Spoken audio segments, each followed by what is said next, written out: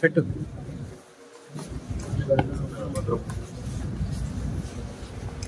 ఇలా ఒక్కొక్కరికి చుట్టుపోతే టైం సరిపోతుంది.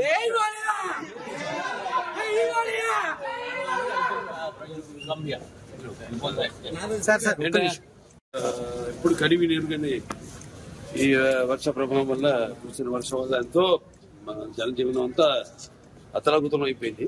ఇక్కడ ఈ ప్రాంతం అంతా కూడా విజయవాడ, గుంటూరు. సో మనం కూడా చెప్పడం జరిగింది. నా 50 సంవత్సరాలు పూర్తి చేసుకున్న సందర్భంలో ఇట్లా నాన్నగారి నుంచి కూడా ఎలా ఆయన ఎప్పుడు ఎటువంటి విపత్కర పరిస్థితి వచ్చినా రాష్ట్రాలకి, అంటే ఇప్పుడు ఆంధ్ర తెలంగాణ కాబట్టి ఏ రాష్ట్రం అయినా ప్రాంతాలు వేరైనా మన అంతరంగాలు ఒకటేనన్నా, ధ్యాసలు వేరుగా ఉన్నా మన భాష తెలుగు భాష అలా అన్నింటినీ కలిపారు ఎన్టీ రామారావు. అప్పుడు ఒక ప్రాంతానికి ఆపత్తి వస్తే ఇంకో ప్రాంతం వాడిని దాంట్లో భాగస్వాములు చేయడం, అదే ఇదంతా అంతా ఒకటే, ఒక ఉమ్మడి కుటుంబం, వసుదైక కుటుంబం, అంతా అన్నదమ్ములం అన్న అందరిని ప్రభావితం చేసి వాళ్ళని అందరినీ ఆదుకునేలా, అలాగే మేము కళాకారులు ఆయన్నే ఆదర్శంగా తీసుకుని అప్పటి నుంచి అంటే నేషనల్ డిఫెన్స్ ఫండ్ కానివ్వండి, లేకపోతే మన ఉప్పెన కానివ్వండి దివిసీమలో, లేకపోతే మన వేరే రాయలసీమ క్షామ నివారణ కోసం అయితేనేమి ఆయన అప్పుడు జోలి బట్టి మిగతా ప్రాంతాలన్నీ తిరిగి ఆయన అడుక్కోవడం జరిగింది డబ్బు.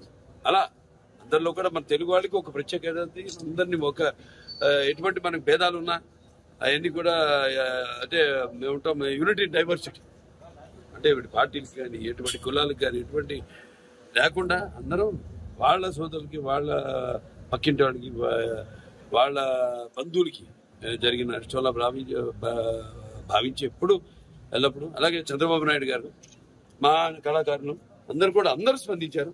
వాళ్ళ సిద్ధు చంద్రబాబు గారు అయితేనేమి, లేకపోతే బ్రో విశ్వసేన్ గారు అయితేనేమి, అలా చాలా మంది నటులు ఎవరికి వాళ్ళు షూటింగ్ లో వాళ్ళ పనులు ఉంటారు. ఇప్పుడు మాకు ఖాళీ దొరికింది కాబట్టి ఒక్కరోజు వచ్చేసి, ఎందుకంటే ఇప్పుడు అనౌన్స్ చేసి చాలా రోజులైంది, వచ్చేసి మా సహాయార్థం ప్రజలకి ఇక్కడ బాధితులకి ఈ యొక్క సీఎం రిలీఫ్ ఫండ్కి ఏదైతే వచ్చింది మేము అనౌన్స్ చేసామో అది ఇవ్వడానికి వచ్చాం. అలాగే చాలా మంది కూడా ప్రభావితులయ్యి వాళ్ళు అనౌన్స్ చేయడం జరిగింది. వాళ్ళు తిరిగి సమయంలో వాళ్ళు వచ్చి తప్పకుండా వాళ్ళు ఇచ్చి పెడతారు. వాళ్ళు ఏదైతే ఇద్దామనుకున్నారో, ఏదైతే వాళ్ళు ప్రకటన చేశారు. అయినా ఇది లేనిపోని రచ్చ చేసి ఈ పేర్లు ఎందుకు లేని పేర్లు ఎత్తడం కూడా అనవసరం. ఏదో ఎంత హాస్యాస్పదం అంటే ప్రభుత్వం సృష్టించిందట ఈ వరదకి, అంతకంటే హాస్యాస్పదం అంటే అదే ఏం మాట్లాడాలి బాగా తెలియదు. మనం తెలుసు వాళ్ళ గురించి ఏం మాట్లాడాలో, ఏం మాట్లాడకూడదు. అది దీంట్లో సాయం అందించిన చాలా మంది ఉన్నారు.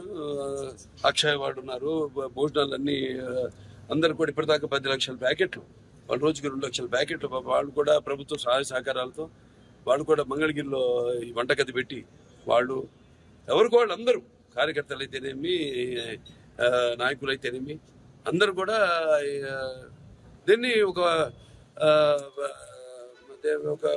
విపత్తు దీని కింద కెలామిటీ కింద కేంద్ర ప్రభుత్వం దాన్ని గుర్తించి దాని సహాయ సహకారాలు అందిస్తుంది ముందు.